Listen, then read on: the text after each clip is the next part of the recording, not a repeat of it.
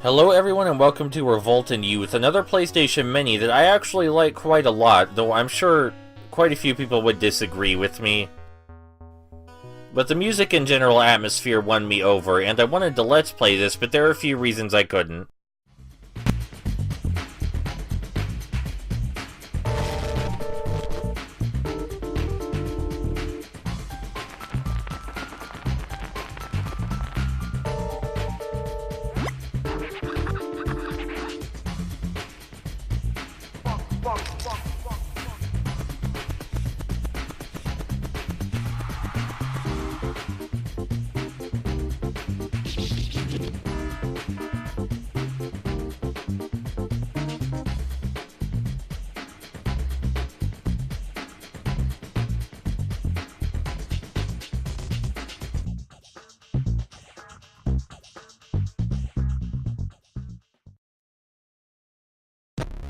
Welcome to the gameplay. Revoltin Youth is a puzzle platformer that you should probably just call it a puzzle game, unless when you think The Lost Vikings, you think platformer.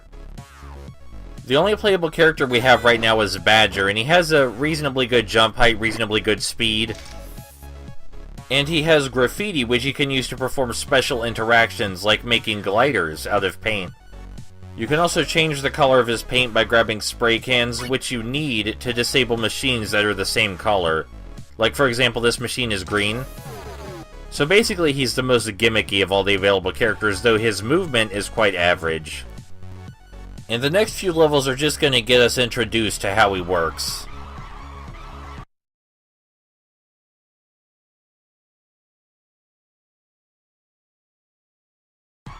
Badger, being the wild card, can interact with almost everything, but he can't destroy enemies directly. His paint is magical, but it's not that magical. This level also introduces key cards, which we need to activate doors of the same color. So we need this purple key card to activate this purple door up here. Once I get close enough. And here's our first enemy of the game. Badger can't hurt it directly, but he can stun it with his paint. However, it takes a while for him to actually use his paint, so we need to keep that in mind whenever we want to do something like that. It's not instantaneous, it has an intentional delay on it.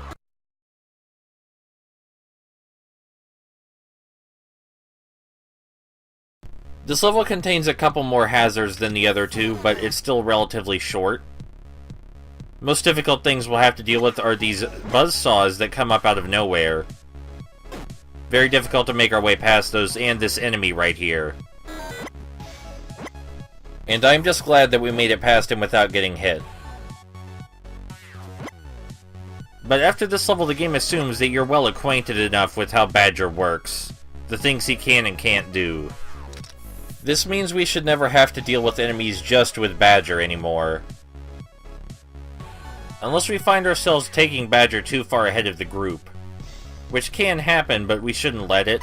We should be able to prevent that. Now that we have the yellow paint, we can go backwards and paint that yellow machine, which will disable some fans that were blocking our way forward. The design here early, before we get all the characters, isn't that different.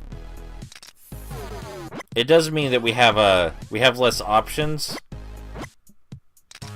but it also lets us show off each character in a more controlled fashion.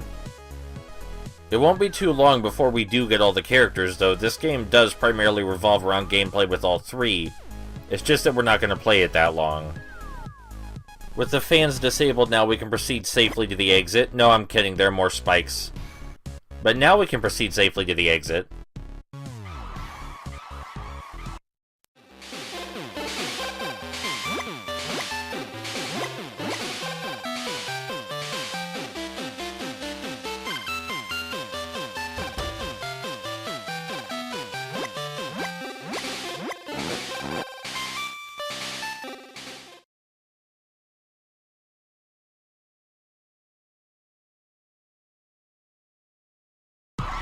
Now we've gotten hold of Badger's buddy Cole, and Cole is a tank.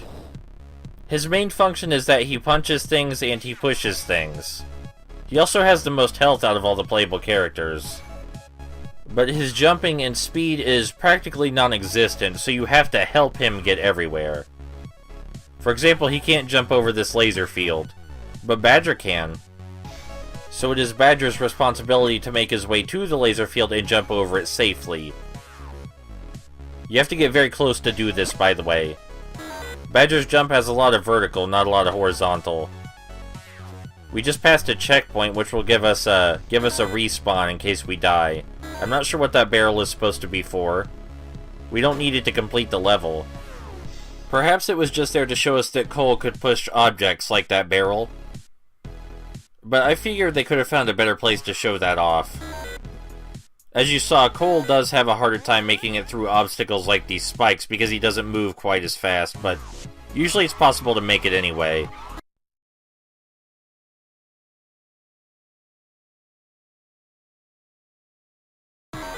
This level's a bit more complex than the other ones so far, a lot of back and forth, a lot of using both characters' abilities. First thing we need to do is come over to the right to get an extra spray can for Badger here.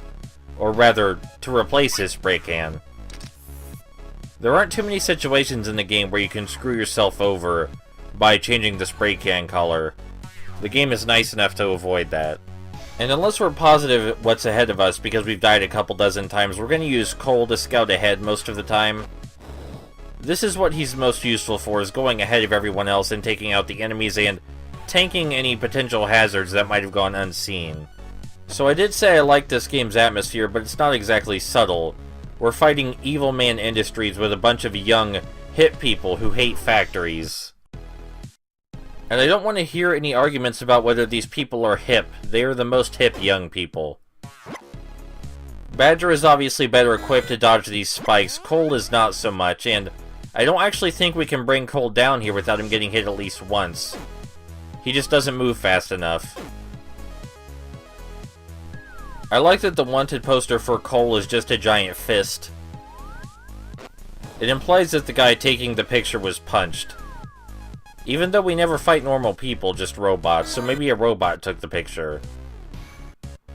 Either way, it's time for that spray can to come in handy. If we didn't get it ahead of time, we would have to go all the way back. But thankfully, we were smart enough to grab it. There's one more level with just these two, and then we grab the final character.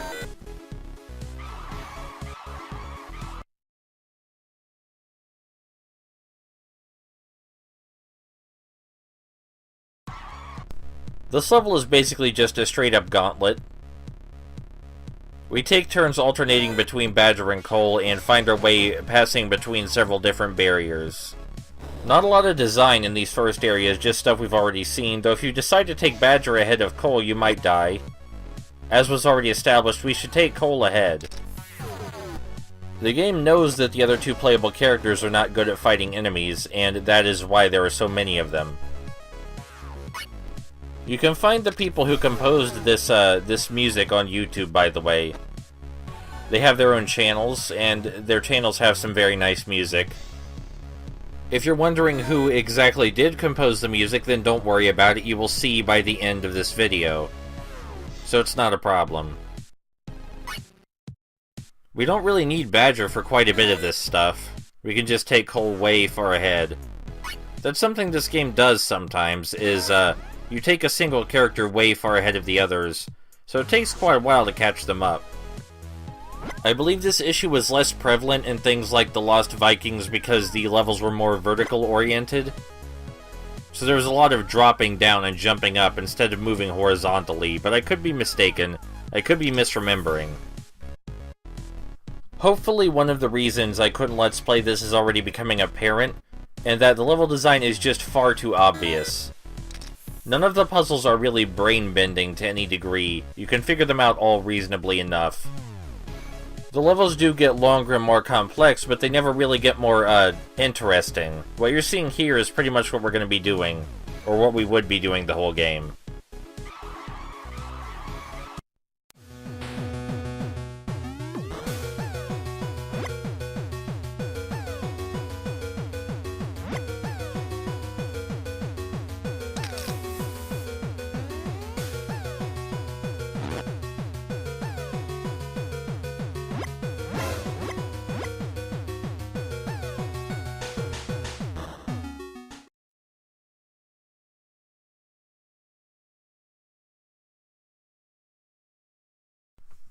Okay, we have the third playable character, and this is the last level we're going to do. The third playable character is Kamiko, and she can jump real good, and she can move real fast. She can also cling to green walls like this. So she is the most agile of the playable characters, and that's her whole thing. She can't attack enemies at all, unlike Badger and Cole. She doesn't have an attack. So while taking Badger ahead is not advised, it's not as suicidal as taking Kamiko ahead. Something that may have not been apparent through my playing this game yet is that the levels are kind of held together very loosely. There's a lot of glitches and problems, and I'm going to show off one of the most notable ones in this level.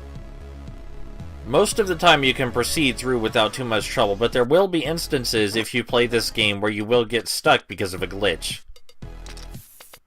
And most of the time it will be something fairly obvious that you think could have been easily mended, but this is a rather cheap title. For example, we just activated a moving platform and we'll fly our way back to the others. And the moving platform we just activated will push us into the sky. So now we're flying out of bounds. We're flying past the map, and there's nothing we can do about this. We can't get back down.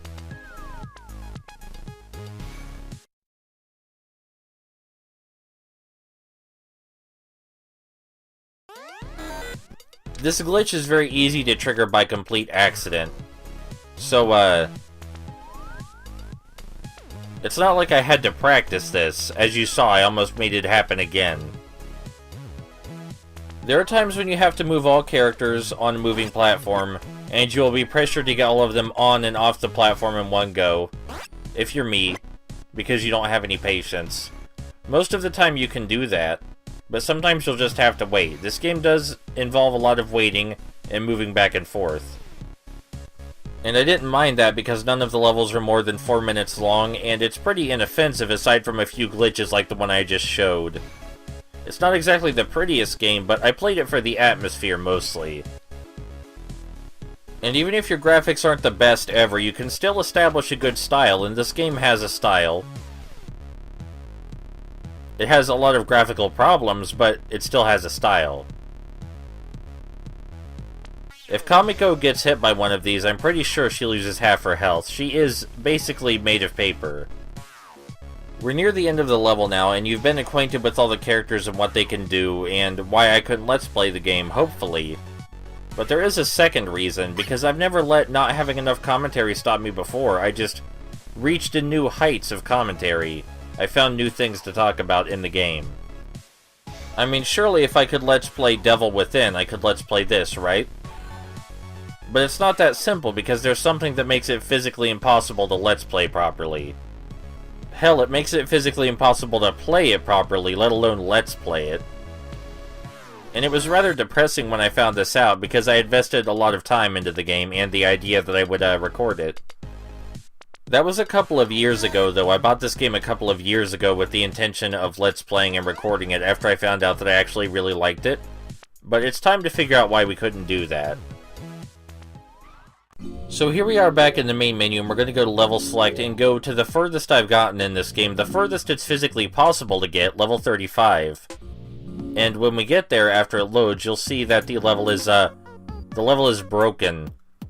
You spawn in the air, and when we do land, it's physically impossible to go anywhere or do anything that would accomplish a goal of any sort. It always loads weird, unfinished chunks of level like this, things that don't actually fit together. It's like it was a test level or something. And I've tried uninstalling and reinstalling the game several times, getting back to this point, and that doesn't fix it. After looking it up online, the few other people who played this game seem to have the same issue, but it seemed to only affect American versions of the game for whatever reason. What I'm showing you right here is that if you come back after playing a different level, the broken level actually changes in layout. See, it's different this time. The problem is that no matter which level you play before coming here, none of the variations are actually finishable. No matter what you do, you can't make it past this section. It's just physically impossible. If you bought this game in America, as far as I know, it is physically impossible to finish this title. And that is incredibly depressing. So what does this mean? Does this mean it's impossible to see the ending of the game? Thankfully, no. Even though it's impossible to finish the last 10 or so levels, it is possible to see the ending. Because even though the cutscene viewer is supposed to show you only cutscenes you've already seen, by playing and exiting levels and the level select over and over, you can unlock the remaining cutscenes through a glitch. I assume this is because the cutscene viewer only goes by the amount of levels you've played, not what the levels themselves were. But I can't be sure. Anyway, you see here, the 35th level is broken. There's no fixing it. Let's go to the cutscene viewer so you can see the end of the game.